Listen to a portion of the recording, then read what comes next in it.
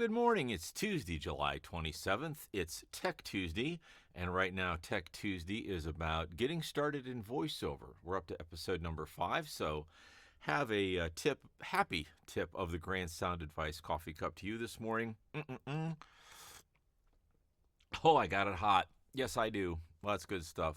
So, first 4 episodes have been walking us through the getting going in voiceover.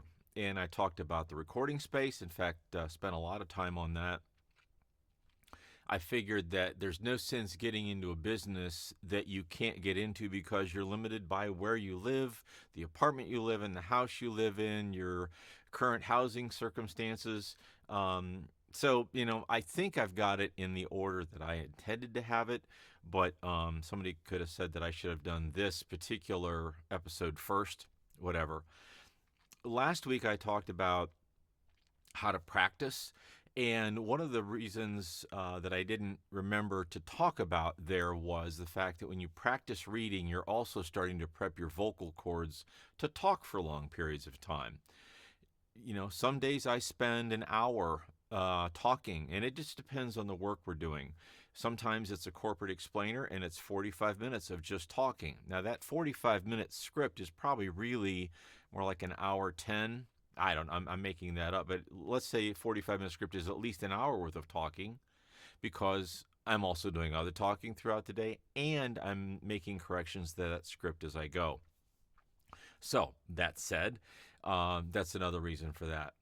So today I want to get into the business of voiceover, and I don't even want to get into the business of voiceover today. I want to get into business.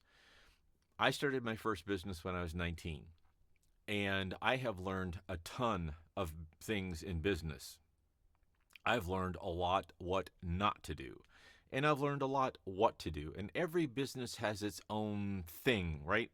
You need to know a lot about food spoilage or disease control or whatever if you're in a restaurant, and you don't need to know that if you're running a candle shop, right? Anyhow, but there's some basic tenets that we need to know as business owners. I can tell you that I've through my career I have mentored hundreds of companies. It's been a solid 20 years of mentoring, probably 5 to 10. It's more than that, 5 or 10 a year at least, as an actual sitting down mentoring, and in discussions and quick phone calls and going to conferences, hundreds. So I like to think I know what I'm talking about. You may look at my bank balance and think I don't. That doesn't matter. Here's my thing. The first thing I want you to go do is go in the bathroom or wherever you have a nice big mirror and look at that person that is you and have a frank conversation about, am I cut out for this? What do I mean? Well, if you have been in a position for a long time and every 2 weeks, bang, bang, bang, bang, that paycheck is hitting your bank account, and I'm not saying you don't work hard, but you don't have to think about that paycheck appearing. You just get X dollars amount in your account every 2 weeks, and you pay the house payment and the gas bill and blah, blah, blah, and things are going pretty well. In our modern world of companies moving and laying off and merging and all that kind of stuff, it's not what it used to be when you worked for a steel mill for 40 years or whatever. But nonetheless, it's not going out and knocking down the business. So the first thing is, well, I'll start a business. Okay, great. The first thing I'm going to suggest you do, especially if you live in Southwest Virginia, but if you're in the United States of America, there's something called the Small Business Development Center, the SBDC. Look it up online, SBDC, and it's a government-funded project that helps you start a business. And I'm not even going to go into it, but trust me, they can take you from zero to getting started. Another one is SCORE, S-C-O-R-E, I think it's org. And the Senior Corps of Retired Executives, it's everybody. That's how it was planned in the first point. It's how it was generated originally. But it is not just retired executives. It is people like me. I volunteered for SCORE and, in fact, was the president of the local chapter here for a short period of time. Both of those are free help. Go to your local chamber of commerce. You may have to pay for a membership, and who knows how much a membership is. It depends on your local chamber of commerce. But for a couple $100 a year, you can attend various meetings and things like that that will help you start getting a feel. Why would I join the chamber of commerce when I don't even have a business? Because you're going to be in there with a lot of other people that own businesses. Rub elbows with them and talk to them. Do research, man. Okay, so there's at least 3 resources for free help, 2 resources for free help, 1 for slightly paid, and then there are other programs around the country.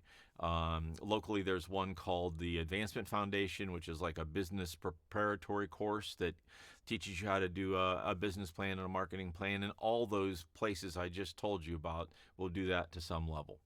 Okay, but I want you to look yourself in the mirror and say, okay, what's going to happen when I don't have any income for a week? Let that sit for a minute. No income for a week. That means that 2-week paycheck ain't going to be a 2-week paycheck. It's going to be a 1-week paycheck. How much money do you want to make? Well, how are you going to make that much money? I talked to a furniture restorer one time. It's been about 7-8 years ago. She wanted to start a business. She had grabbed a thing off the road and took it home and repainted it and sold it, and her friends loved it and all that kind of stuff, blah, blah, blah. And now she's doing 2, and now she's doing 3 a week, and then she's doing 4. And maybe the number wasn't that high when I talked to her, but she was seriously considering making it a business. Okay, make it a business. What's the next step? Well, how much are you going to have to sell that for to pay yourself? Oh, because she had been buying free stuff on the road, or $10 on Marketplace or Craigslist, whatever, $10, $20. She spent another $20 or $30 on paint, her time, and she turns around and sells a dresser for $150. Not a bad clearance. Let's say she cleared $100. But if you want to make $1,000 a week, that's 10 of those a week. 10 of those a week, and where are you going to do that? Well, if you have a house that you can do it in, great. If not, you may have to rent a space, and all of a sudden you're at $1,000 a month for space. You now have to do 20 of those.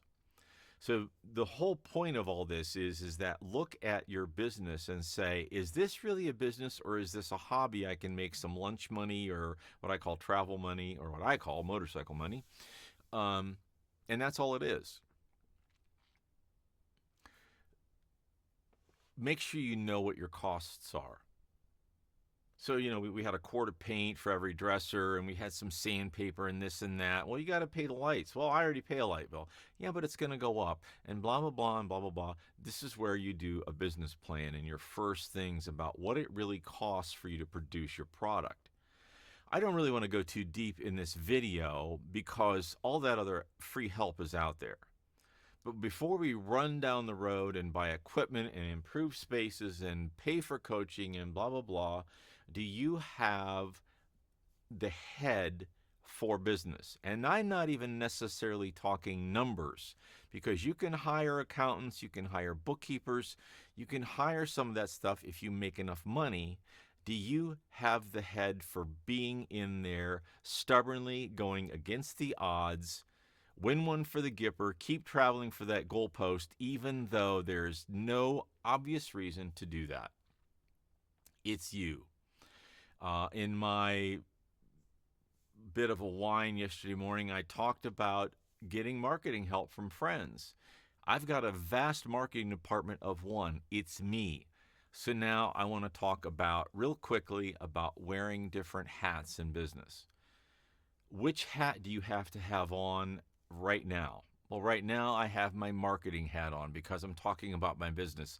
And in 5 minutes, I'm going to have to put on my accounting hat because I've got to do my books. And right after that, I've got to put on my technical hat because I've got to fix some stuff in my office. And right after that, I've got to, oh, by the way, back in there, I got an email, and I've got to be on office management, and it's a lot.